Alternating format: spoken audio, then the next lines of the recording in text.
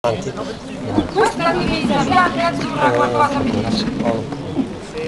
Sì, bravo.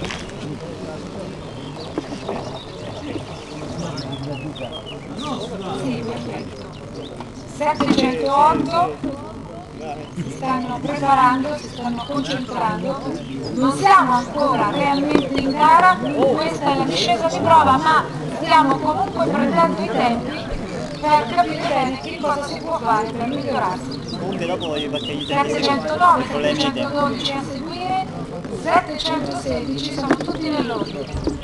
Complimenti 10 ragazzi. secondi alla partenza. Fede, mi ricordi, facciamo alla fine la somma 3, dei tempi o 2, 1, via!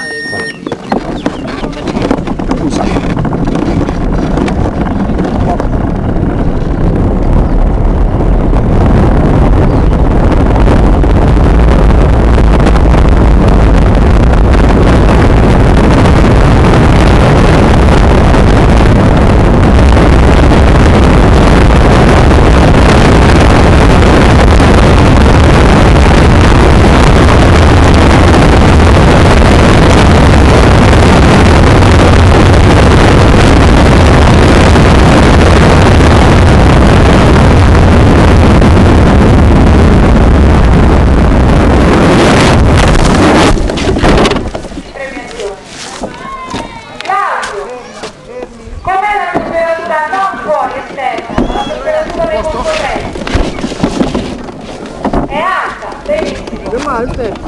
Motivati e agguerriti.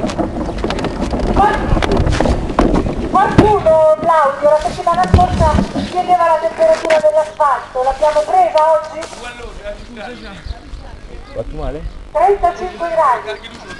Beh no, qui siamo un po' più alti, sarà un po' più freddo, no?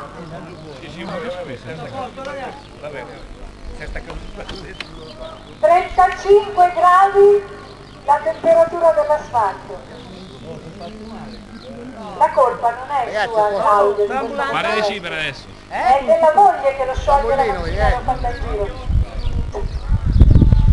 Se serve aiuto stavo qui. Ah sì, ti consigli di controllarlo oggi pomeriggio perché cambierà? Parecchio.